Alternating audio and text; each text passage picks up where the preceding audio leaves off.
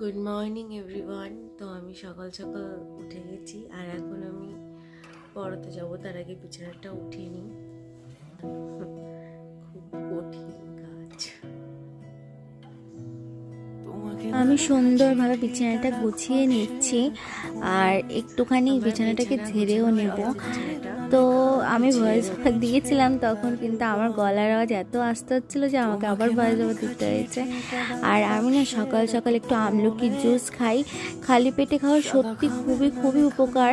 আমি তোমাদেরকে সেটাই বলছিলাম যে এটা কিন্তু স্কিনের হেয়ারের প্রতি খুব খুব উপকার, তোমরা কিন্তু খেতে পারো।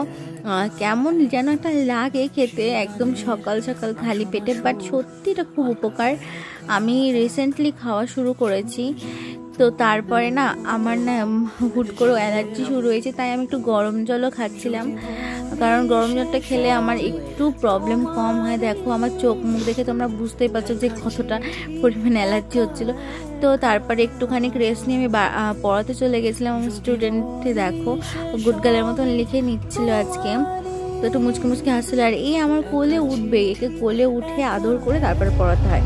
তারপরে দেন আমি বাড়ি যাচ্ছি, আর বাড়ি এসে আমি পনির আর ভাত খেয়েছিলাম, তারপর আমি ঘুমিয়ে পড়েছিলাম। দেন বিকালবেলা না প্রায় সন্ধ্যা হয়ে গেছিলো, আমি আমার বান্ধবী বেরিয়ে গেছি।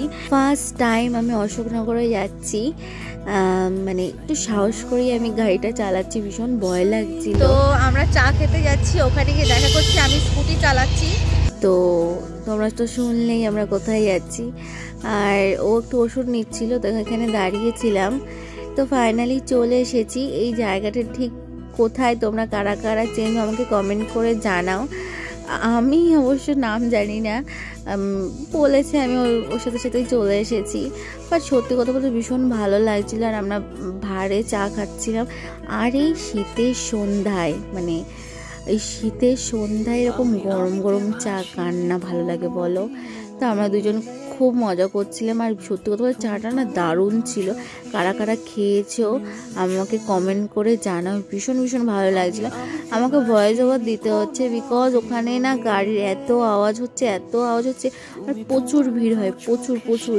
মানে সত্যি কথা বলতে না আসলে জানতামই না যে এত ভিড় হয় আর এত মানুষ মানে চা পছন্দ করে। সত্যি কথা আমি ভীষণ চা পছন্দ করি, আমাদের চা হয়ে গেছে, আমরা এখান থেকে বেরোবো এবার, বেশি খাই।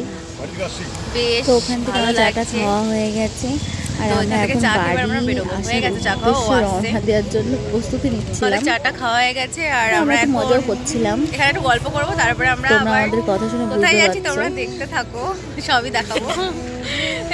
ভিডিও সামনে আসবে বলে লক ছেড়ে দিয়েছে, মানে লক দেখো জুলফি বার করে দিয়েছে একদম।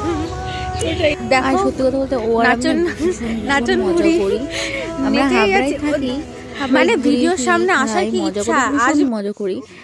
বাট এই ফার্স্ট টাইম অশোকনগরে আসছি, তো ওকে নিয়ে একটু মজা করছিলাম, ওকে নিয়ে একটু হাসাহাসি করছিলাম। বেশ ভালো লাগে না। হাতে গোনা কয়েকটা বান্ধবী আছে, আমার বেশি বন্ধু বান্ধব নেই, তারা তারা সত্যি খুবই ভালো। যে কজন আছে সত্যি খুবই ভালো, কারণ পিছনে রকম কথা, সামনে আর এক রকম কথা। সেরকম বন্ধু বান্ধব থাকার থেকে একটা দুটো হাতে গোনা থাকা যথেষ্ট ভালো। তো ও আমাকে সবসময় মেন্টালি দিতে সাপোর্ট করে। আরেকজনও আছে, তাকেও দেখতে পাবেন কিছুক্ষণ পর। তো এই যে চলে এসেছেন সহেলি, তোমরা আগেও অনেক ভিডিওতে দেখেছো। তো ওর সাথে একটু মজা করছিলাম, জিজ্ঞাসা করছে তুই কি সত্যি একা একা মানে গাড়ি চালিয়েছে? হচ্ছে হ্যাঁ আমি এসছি চলছে। তো হাইটাই করছিল। তারপরে আমরা এই চিকেন শার্টিটা অর্ডার করছিলাম, সত্যি দারুণ ছিল। আমি ফার্স্ট টাইম ট্রাই করছি। এইগুলো সব আমাকে রিয়া মানে বলছে দেখ এটা সত্যি দারুণ টেস্ট, আর সত্যি দারুণ ছিল। তো আমরা খাচ্ছিলাম আর এখানে একটু বসেছিলাম। এখানে প্রচুর আওয়াজ ছিল, প্রচুর মানুষজন এখানে আসে। দেখলাম আমি যে সবাই বেরোয় ঘুরতে, সত্যি বেরোনো উচিত, সবারই উচিত নিজের লাইফটাকে সুন্দরভাবে বাঁচার। কিছু সময় পেলে বেরিয়ে যাও, ঘোরো ফেরো, খাও দাও, মজা করো, আনন্দ করো, সব কিছু করো, নিজে সুস্থ থাকো, ভালো থাকো, কারণ সত্যি জীবনটা একটাই, সুন্দরভাবে বাঁচো, কিন্তু কাউকে হার্ট করে না। তো তারপর আমরা চিকেন ললিপপ খেয়েছিলাম, যেটা দারুণ ছিল, স্পাইসি ছিল। তো আমরা এখন বাড়ি যাব, তার জন্য আমরা একটুখানি গল্প করছিলাম।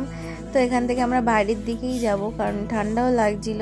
তো আজকের ব্লগটা এইটুকু। ভালো লাগলে like, comment, share and subscribe করো প্লিজ।